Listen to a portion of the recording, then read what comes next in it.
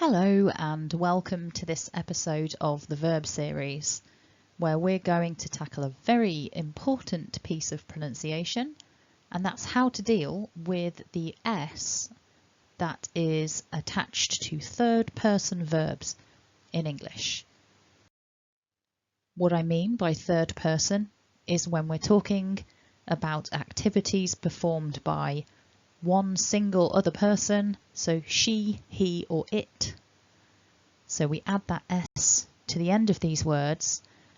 For example, she eats, I eat, you eat, but she eats. And it's that S that we're going to be thinking about today, because actually there are 3 different ways that you can pronounce this depending on the particular word. So let's have a look at the rules. Our 3 possible pronunciations are S, Z and is. Even though it's written as an S, it could be pronounced in any one of these 3 ways depending on the actual word. And the thing to take into consideration is the way we make this decision is based on the sound that the verb ends with normally in its base form. So with my example of eat, we've got that T at the end.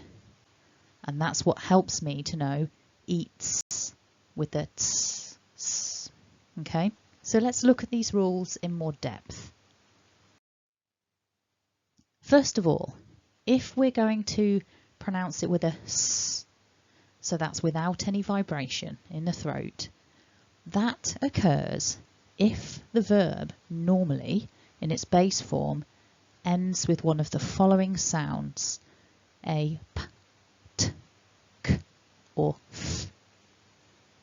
So after those 4 sounds, if we're turning our verb into a third person singular, the S is pronounced as an S. So hopefully that's nice and straightforward. Let's have a look at some examples. So what I'll do is I'll read each pair of words and then I'll leave a gap for you to repeat what you've heard. So really make sure that you're pronouncing that S at the end. Jump, jumps. Wait, waits. Think, thinks. Cough, coughs.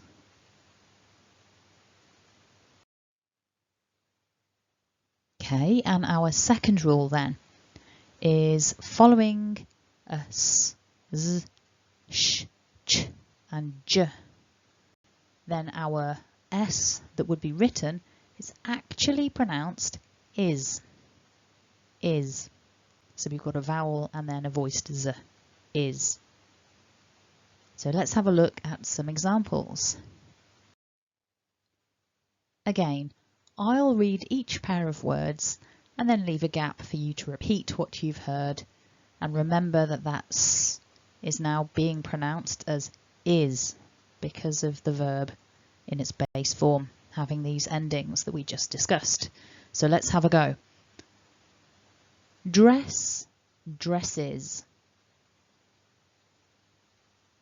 Sneeze, sneezes.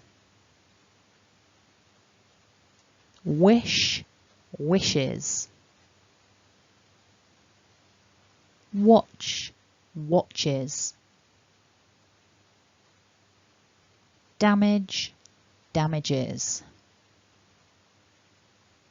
And hopefully you've noticed here that we've got a spelling change that's occurred, because with all of these words we haven't just added an S, we've added the written vowel E as well. So this is a common spelling rule in English, and that's where we get our is from for these particular pronunciations. So let's look at our third option then.